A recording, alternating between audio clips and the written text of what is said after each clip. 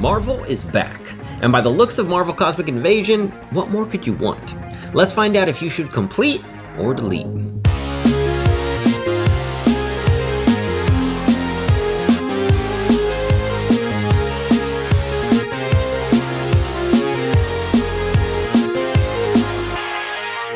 Marvel Cosmic Invasion is a beat-em-up that you can play co-op with up to 4 players from the same developers that brought us the fantastic Teenage Mutant Ninja Turtles Shredder's Revenge. But before I give you the rundown on everything, let me tell you a little bit about what I've been playing it on. This is the Legion 7i Gen 10 with an Intel Core Ultra 9 processor.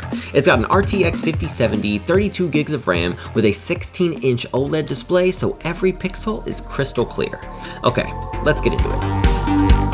This is a beat 'em up, so I'm not coming here expecting a full cinematic MCU arc with 10 post-credit scenes. The setup is basically an excuse to throw you into fights, move you through locations, and keep the momentum going, as it should be. The character vibe is so strong. The roster feels like it was chosen with gameplay in mind, not just popularity. The voice cast is stacked with some phenomenal voice actors, and the game keeps nudging you to use more than just the same 2 favorite characters. That's important because the quickest way for a brawler to get stale is when you find one broken character and never switch again. And Cosmic Invasion really doesn't let you do that.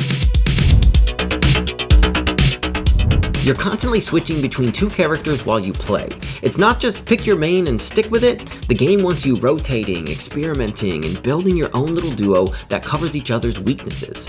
That alone makes it feel way more dynamic than a lot of beat-em-ups that turn into spam your best move until the credits roll. The 2 character switching is a great addition you typically only see in a fighter. You'll be mid-fight, swapping to extend a combo, repositioning to solve a problem, and it keeps the combat feeling fresh because you're always forced to be thinking on your feet in tense situations. And what I love in this game is the level design. Every stage has challenges that you can only complete with certain characters, so you naturally end up trying people you might have ignored. It's not forcing you in a bad way, it's more like the game is quietly saying, hey, you think you got your team? But hey, try this real quick.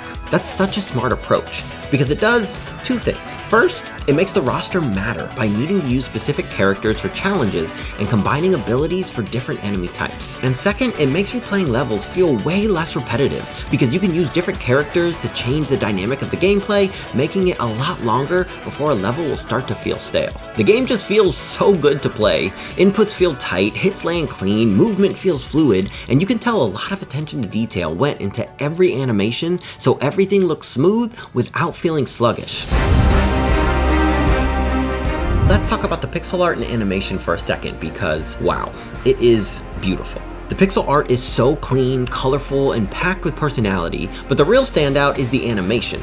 Everything is super responsive and the motions are fluid in a way that makes the game feel modern, not like a real retro game. You can tell exactly what's happening on screen, attacks read well, and the whole thing has that just one more level energy, because it feels satisfying even when you're doing something basic. This is one of those games where you can tell the devs cared about the feel as much as the look.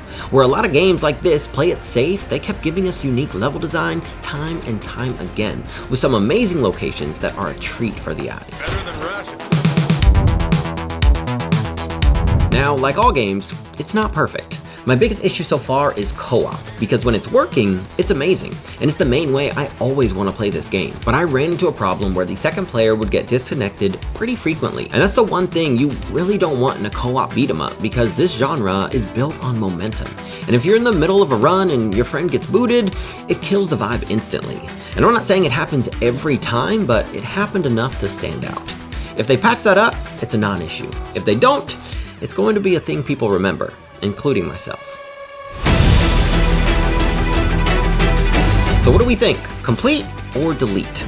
For me personally, this is a must complete, and I might have already completed it already. I wasn't lying when I said it had that just one more game energy, because that kept going all night. It's one of the better Marvel games in a long time, and it actually understands what it is. A fast, fun, arcade brawler that respects your time and doesn't try to turn your hobby into a second job. Now I want to hear from you.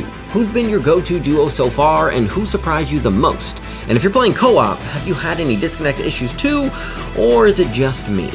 Let me know your thoughts down below, and while you're there, if you enjoyed what you saw today, hit that like button and subscribe to stay up to date.